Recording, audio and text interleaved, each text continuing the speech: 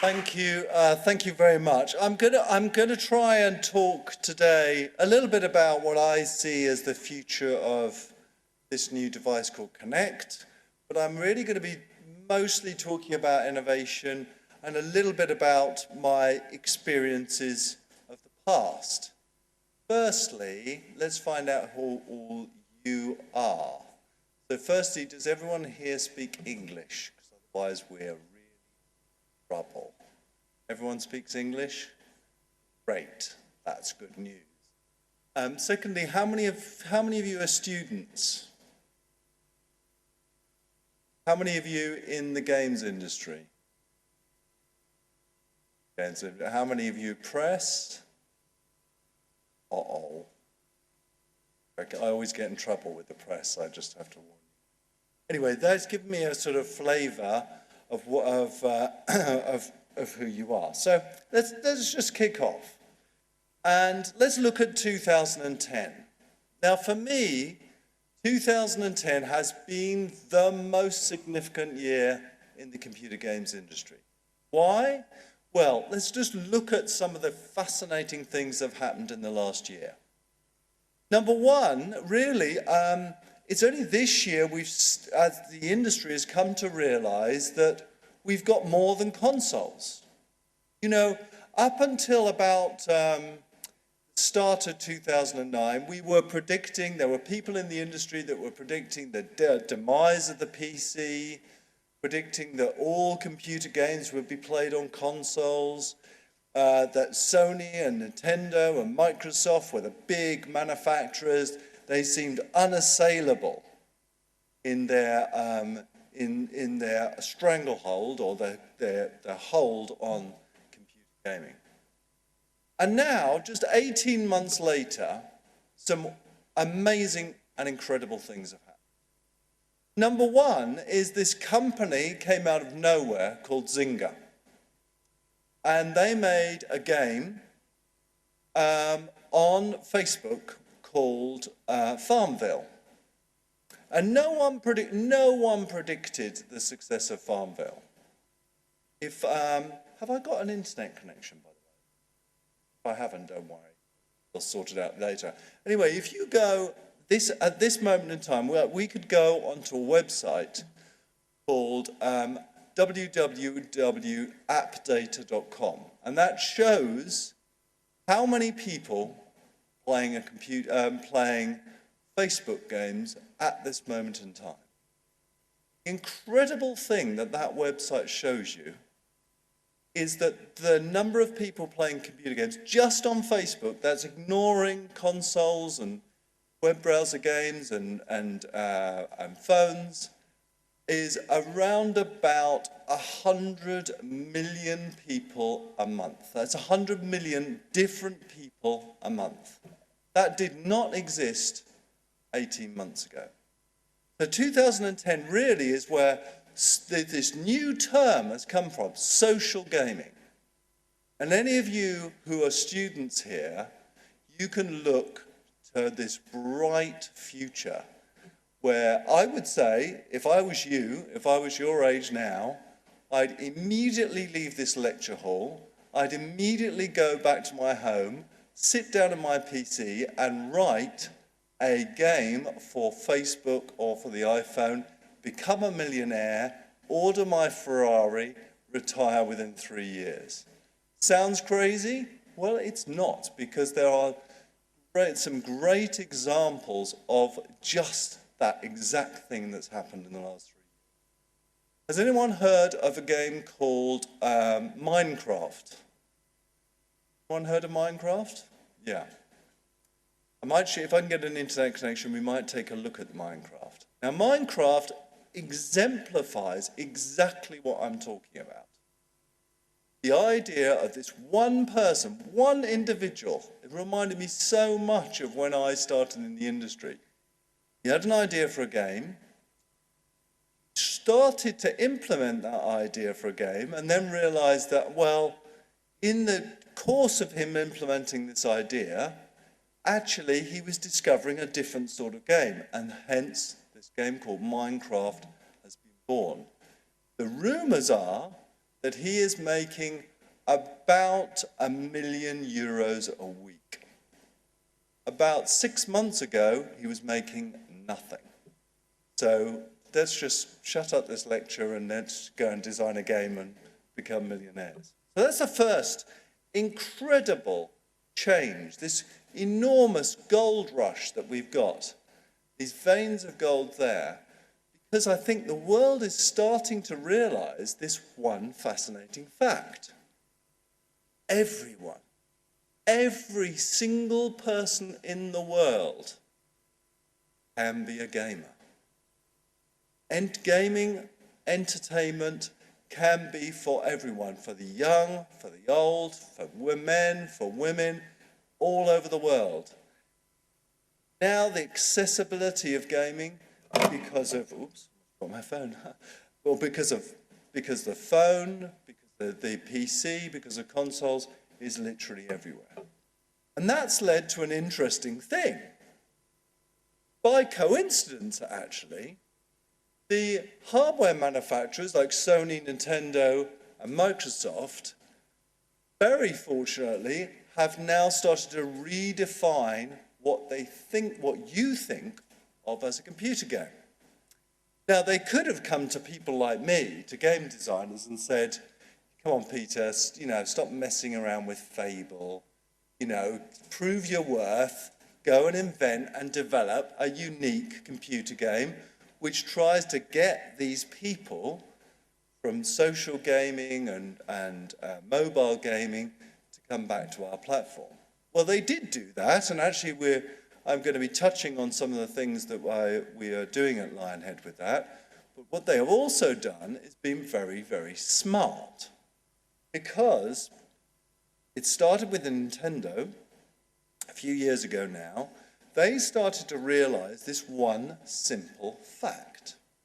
If you wanted to redefine what everyone thinks of as a computer game, where do you start? Well, you could start with a fancy new piece of hardware, which, is 10 times faster or 6 times more memory. But that's not really going to change anything. The graphics are going to get prettier.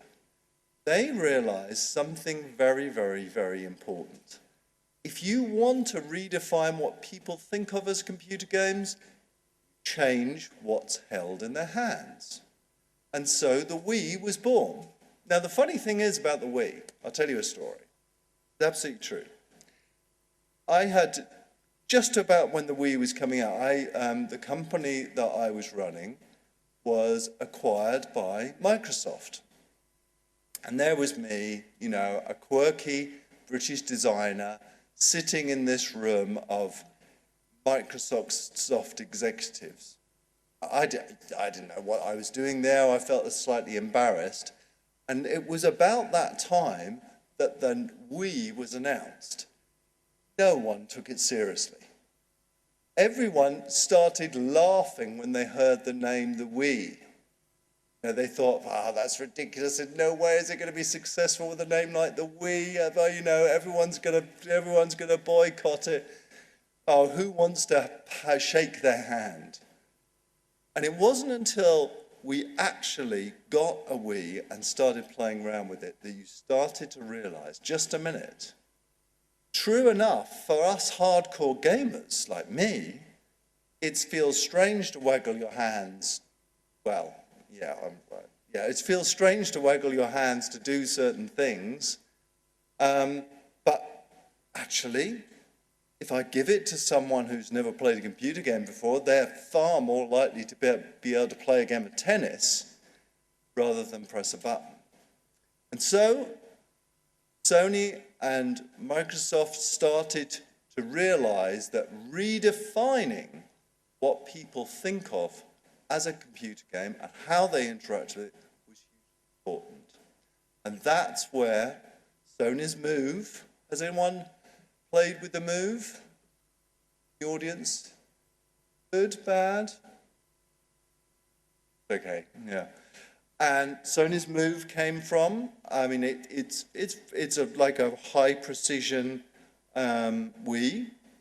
And of course, Microsoft's Kinect. How many people have played with Kinect? How many people don't know what Connect is? But marketing's done a good job then if you all know what. So we have this redefinition of what those controllers are. And I'm going to be going on in my talk today, and I'm going to be starting to talk about, hopefully, what I really believe is going to be the outcome of this, and that is there are going to be completely new genres, which you can't even imagine and dream of today because of those new devices. So, new hardware from the console manufacturers, social gaming, a huge important influence. The next one is mobile. Now, how many people in this audience play mobile games more than once a week?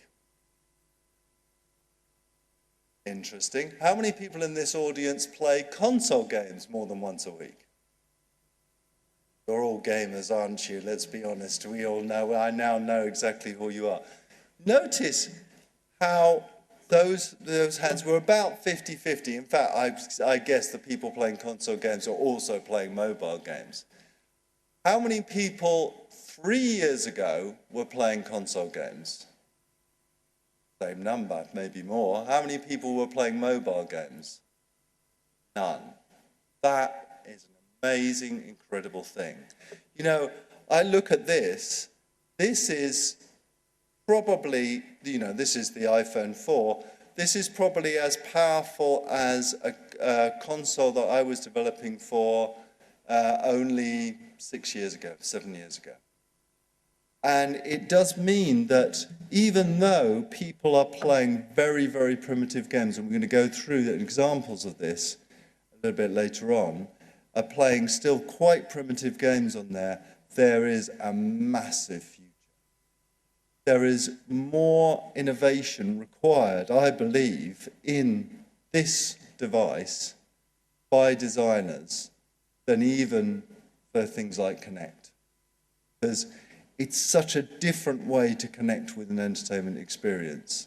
A lot of the successes are very small, little bite-sized pieces of entertainment, and we'll talk about that a little bit. Also, in conjunction with all this is all still 2010 we're talking about here, social gaming, new hardware, new mobile apps.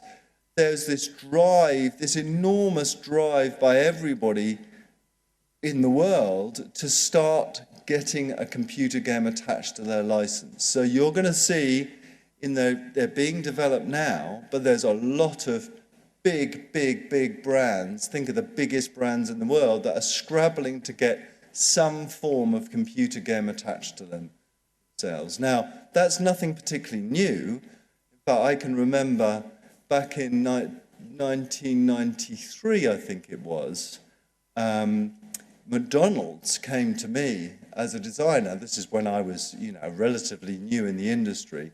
And they came to me as a designer and said, look, we'll give you this huge amount of money. Well, it was quite a huge amount of money if you design us a computer game. Fine, I said. I went away, started to design a computer game for them, showed it to them. They said, could you make it less square? I said, what do you mean by that?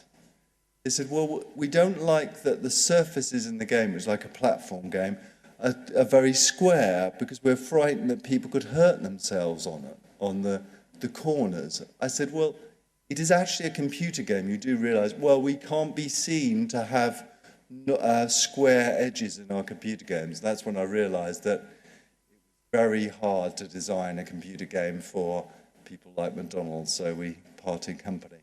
Anyway, you're going to see a huge number of these licenses come in. And then just in conjunction with all of this, of course, there are still hardcore games being made. There is still, Call of Duty Black Ops. How many people play Call of Duty Black Ops? Interesting, not all of you. There was Halo. How many people played Halo? More. That's good for Microsoft, yes.